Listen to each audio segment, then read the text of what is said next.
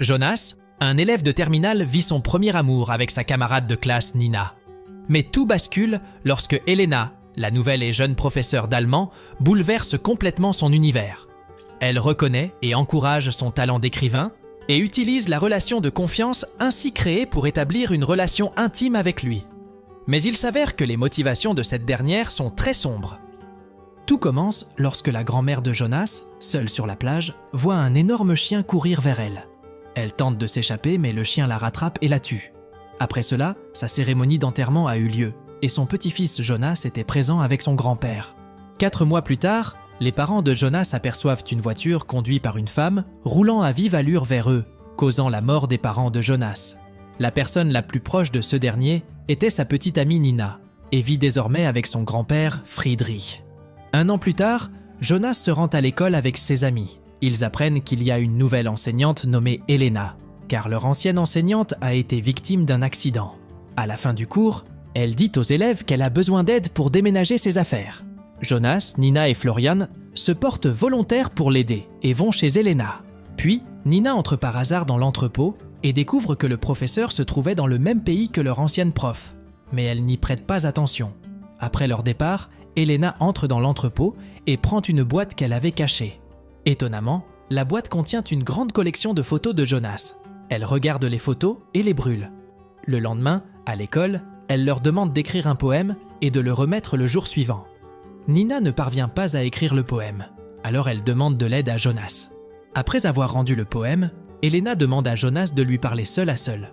Elle lui dit que son style d'écriture est si particulier qu'elle sait que c'est lui qui a écrit le poème de Nina.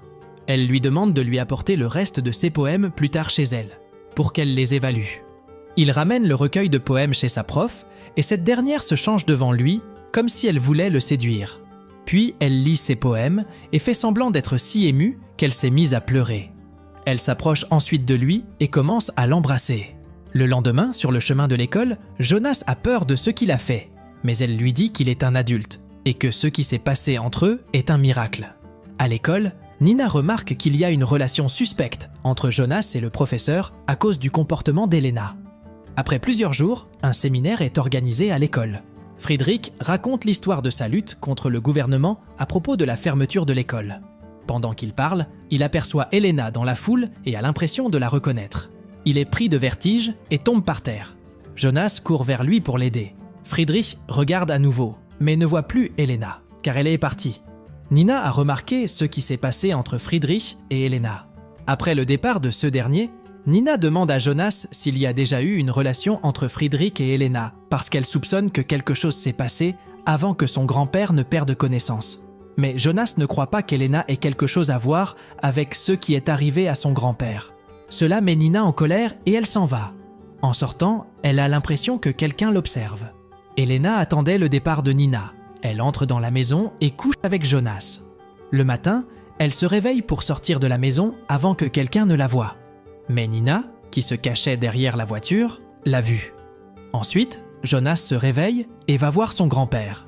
Il lui demande s'il connaît Elena, mais ce dernier nie la connaître.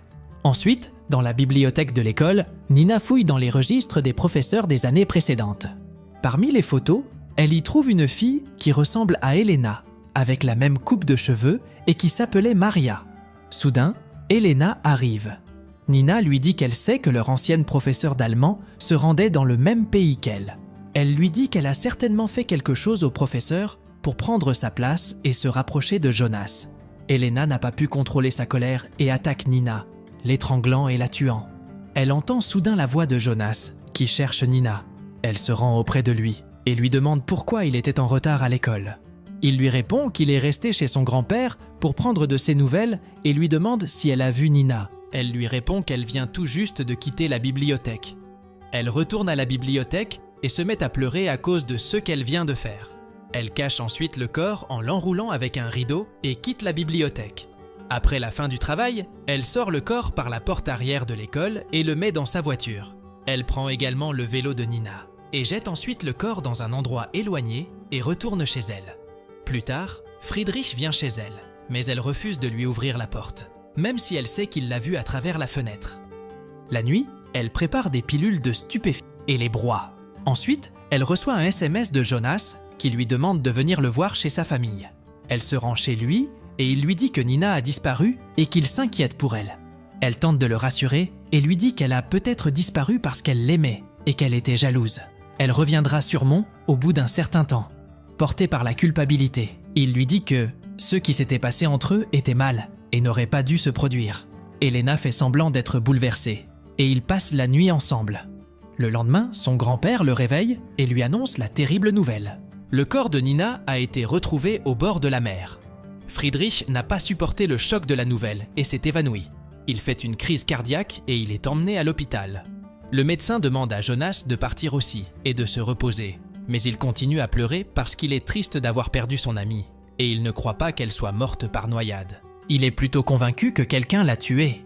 Il commence à chercher le dernier endroit où se trouvait Nina. Il fouille la bibliothèque, il trouve le registre des anciens enseignants de l'école, mais il découvre qu'une page a été arrachée à l'intérieur du livre. Ils se tournent alors vers l'ordinateur de l'école pour voir l'ensemble du personnel de l'école. Au même moment, Elena rend visite à Friedrich à l'hôpital. Elle entre dans sa chambre et il la reconnaît tout de suite. Elle lui dit qu'elle lui rappelle certainement Maria quand il la voit. C'est parce que Maria était sa mère. Elle lui dit qu'elle était avec sa mère lorsqu'elle est allée le rencontrer. Elle se souvient bien de ce jour, même si elle n'avait que 4 ans, elle attendait le retour de sa mère. Mais des voitures de police se sont approchées de l'endroit et ont trouvé le corps de sa mère dans la mer. Depuis ce jour, elle a décidé de se venger de lui en tuant toute sa famille. On découvre aussi qu'elle est à l'origine de la mort de sa femme, tuée par le chien, et qu'elle a également causé celle des parents de Jonas. Il ne lui reste plus qu'à s'en prendre à Jonas. Ce dernier cherche Elena, mais ne la trouve pas chez elle. Il retourne chez son grand-père et dort. Le lendemain matin, il est réveillé par la voix d'Elena qui lui dit d'ouvrir la porte. Elle lui dit qu'elle a parlé à l'administration de l'hôpital pour que son grand-père reçoive des soins médicaux chez lui plutôt qu'à l'hôpital. Il demande à lui parler seul à seul et lui dit qu'il sait que sa mère Maria travaillait à l'école. Il veut savoir quelle était la relation entre son grand-père et celle-ci. Il reçoit un appel de son ami Flo. Elle lui demande de répondre à l'appel, elle va préparer du café et tout lui raconter. Elle prépare le café et y met de la drogue en poudre. Puis elle place le lit de Friedrich devant la fenêtre pour qu'il voie ce qui va arriver à son petit-fils. Elle lui donne le café et il le boit. Puis elle commence à lui dire que sa mère aimait beaucoup cette ville et était amoureuse de Friedrich. Ils se sont mis ensemble et l'ont mis au monde. Ce qui veut dire qu'Elena est la tante de Jonas, mais d'une autre mère. Elle lui dit ensuite que son grand-père a tué sa mère, parce qu'elle lui avait demandé de reconnaître sa fille Elena, mais a décidé de la tuer. Soudain, Jonas est pris de vertige et tombe par terre. Son grand-père regardait ce qui se passait. Il a eu des convulsions et est tombé par terre aussi. Elle traîne ensuite Jonas jusqu'à la piscine et commence à le noyer. Mais il résiste et sort de la piscine. Il la frappe et court rapidement vers la maison. Il trouve son grand-père allongé sur le sol. Elena l'attaque et essaye de l'étrangler. Mais il saisit un morceau de verre et tue Elena avec. Dans la main de Friedrich, il y avait une lettre de Maria. Dans cette lettre, elle lui dit qu'elle va sauter la vie. Après cela, Jonas décide de quitter la ville pour toujours.